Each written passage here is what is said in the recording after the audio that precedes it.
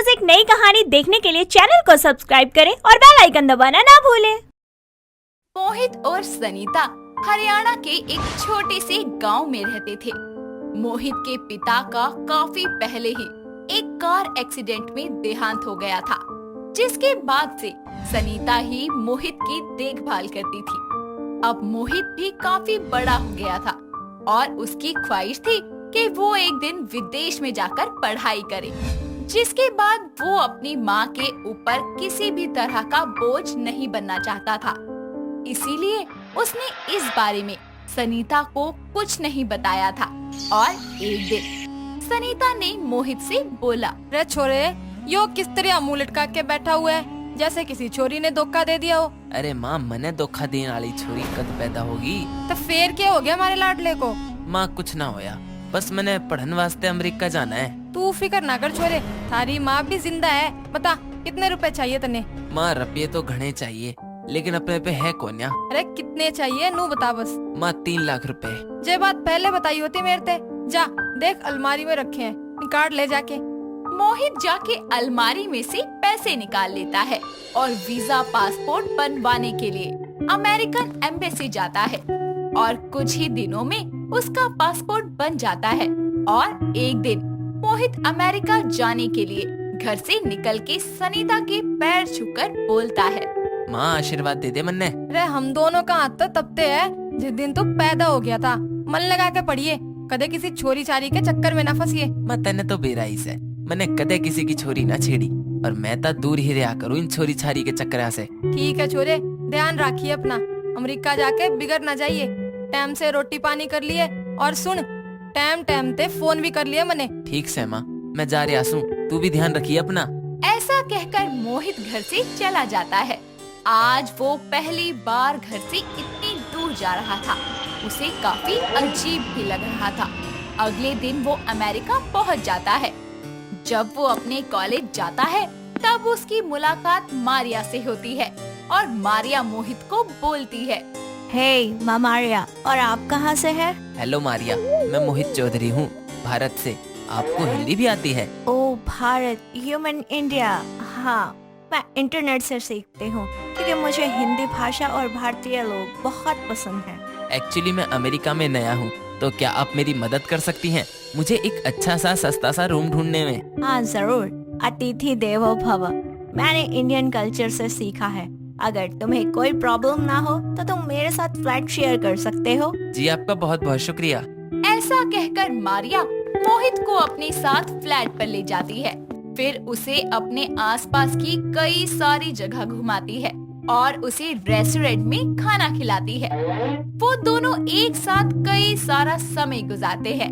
साथ रहने की वजह से उन दोनों के बीच प्यार पनपने लगता है और दिन पर दिन प्यार बढ़ता ही जाता है। वो लोग प्यार में इतने अंधे हो जाते हैं कि एक दूसरे के बिना रह ही नहीं पाते। मोहित और मारिया के रिलेशनशिप में 3 साल कैसे गुजर जाते हैं कुछ पता नहीं चलता। और अब मोहित की पढ़ाई भी पूरी हो चुकी थी और वो मारिया से बोलता है, मारिया अब मुझे जाना होगा। What happened, मोहित? तुम कहाँ जा रहे हो? मारिया मैं नेक्स्ट वीक इंडिया जा रहा हूँ। क्या हुआ? तुम्हें वापस क्यों जाना है? मेरी पढ़ाई पूरी हो चुकी है और मेरा सब कुछ तो इंडिया में ही है ना, मेरा घर, जमीन और माँ। यानी कि तुम मुझे छोड़कर जा रहे हो, राइट? Absolutely right. मुझे ना चाहते हुए भी तुम्हें छोड़ना पड़ेगा, क्योंकि तुम भी अपना देश और घर छोड़कर मेरे साथ नहीं जा सकती। अगर मैं ये सब कुछ छोड़कर तुम्हारे साथ आ जाऊँ तो? देखो मारिया, इंडिया में लिव इन रिलेशनशिप का ट्रेडिशन नहीं है। हम दोनों फिर भी वहाँ साथ नहीं रह सकते। तो शादी कर लो ना, लेट्स गेट मैरिड। मैं हर सिचुएशन में तुम्हारे साथ रहने के लिए रेडी हूँ। नहीं कर सकता, क्योंकि हम दोनों का रिलीजन अलग है। मारिया तुम भूल जाओ मुझे एक अधूरे ख्वाब की तरह। मैं किसी भी कीमत पर तुम्हें नहीं भूल सकती। तुम एटलीस्ट ट्राई तो करके देखो। And everything is possible in love and war. ठीक है, हम कल ही चलते हैं चर्च, हम वहीं शादी करेंगे। अगले दिन दोनों चर्च में जाकर शादी कर लेते हैं और शादी के अगले हफ्ते ही प्लेन में बैठकर इंडिया आ जाते हैं। एयरपोर्ट से उतरने के बाद दोनों टैक्सी में बैठकर मोहित के गांव जाते हैं। मोहित घर पहुंचते ही अपनी माँ के पैर छूता है और साथ ही साथ मारिया भी उसके पैर छू लेती है। ये देखकर सनीता बोलती है। और बता, घणे दिना में याद आई तने घर की? माँ, याद तो थारी रोज आवे थी, कदे आने का मौका ही ना मिला। यो सब ठीक से, मगर यो बता, या छोरी कौन से? मेरी लुगाई से और थारी बहू। मैंने तो तने छोरी छारी के चक्कर में पढ़ने के लिए मना किया था ना। तू तो सीधे अंग्रेजनी ब्याह लाया। गाँव वाले क्या कहेंगे, बिना पूछे छोरी उठा लाया। माँ, मन्ने गामा वाले लोग आते मतलब ना है, मन्ने मतलब हमारी माँ बाप से है, लुगाई से है, जमीन से है। ठीक है लाडले, या तो सिर्फ अंग्रेजी बोलती होगी, है ना? और वैसे ही कपड़े भी पहनती होगी। माँ, एकदम हिंदी बोला करे है। इसके बाद सनीता अपनी बहू से पूछती है। और बता बहू, क्या क्या कर लेती है? माँ जी, मुझे बहुत सारा इंडियन खाना बनाना आता है। मैंने इंटरनेट से देख देख कर काफी कुछ सीखा है और मुझे इंडियन ड्रेसेस पहनने का भी बहुत शौक है। मैं 3 सालों से हिंदी बोलना सीख रही हूँ। हिंदी तो सीख ली तने, अब हमारी बोली हरियाणवी भी सीख ले। जी माँ जी। अब जरा अपने हाथा की चाय पिला दे मने। जी माँ जी।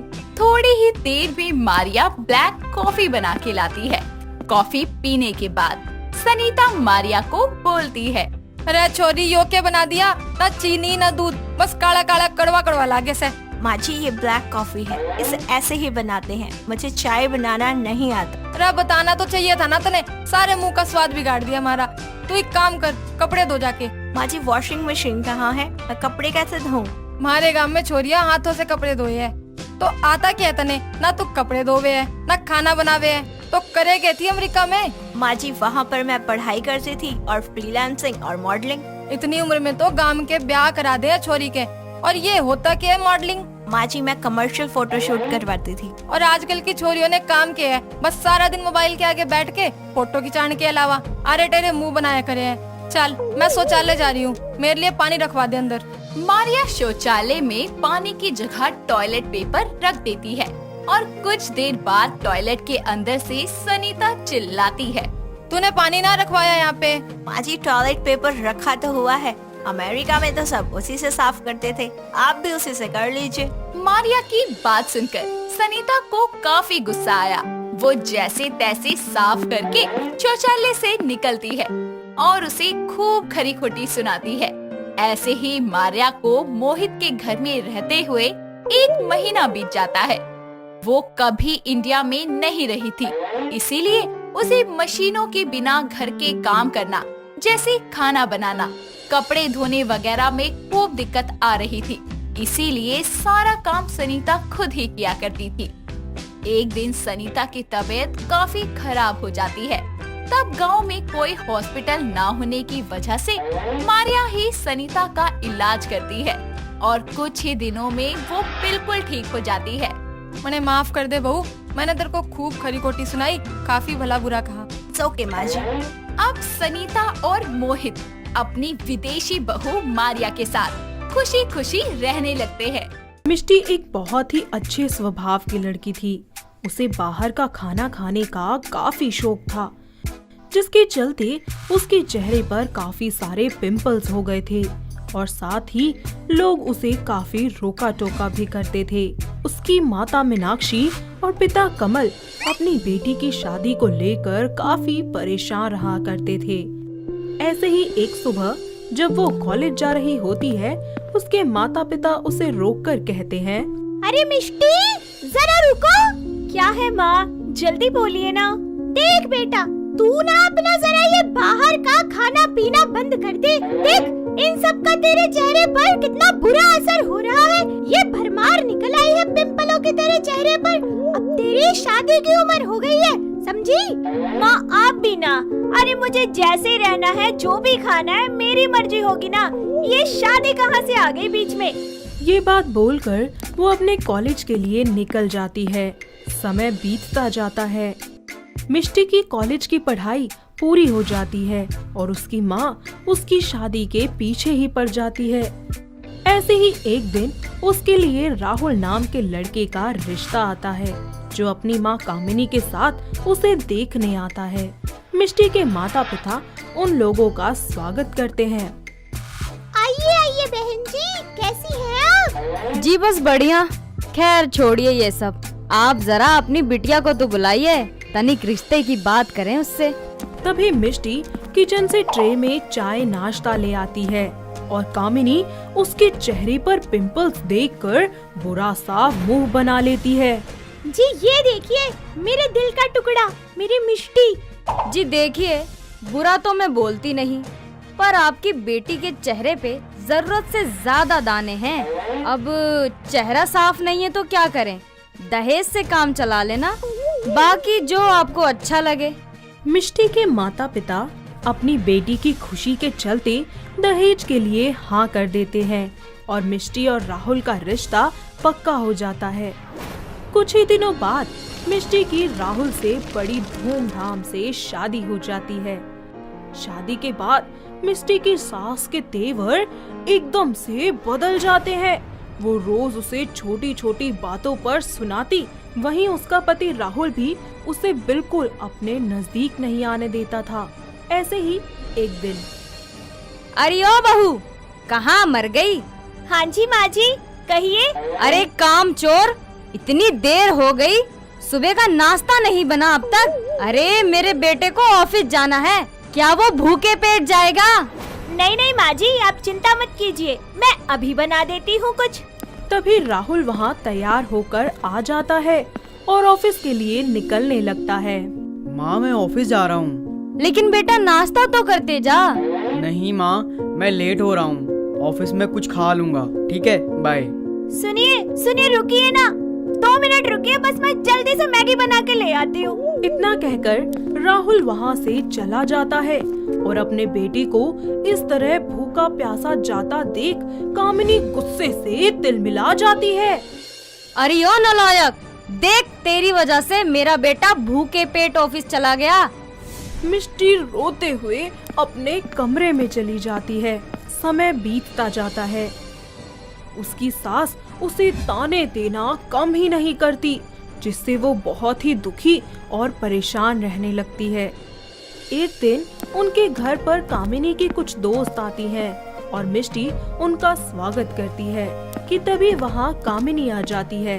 और बताओ, आज मेरी याद कैसे आ गई तुम्हें? हाँ कामिनी, आज मैं तेरे घर तुझसे मिलने आई हूँ और तेरी बहू से भी। अरे तुम मिल तो ली मेरी बहू से। अरे जिसने तुम्हारा स्वागत किया था वही तो है मेरी बहू। हाय यार कामिनी, ये कैसी गंदी सी शक्ल की बहू पसंद की है तूने अपने बेटे के लिए। पीछे से मिष्टी उनकी सारी बातें सुन लेती है और उसे अपने आप और अपनी किस्मत पर बहुत ही ज्यादा गुस्सा आने लगता है।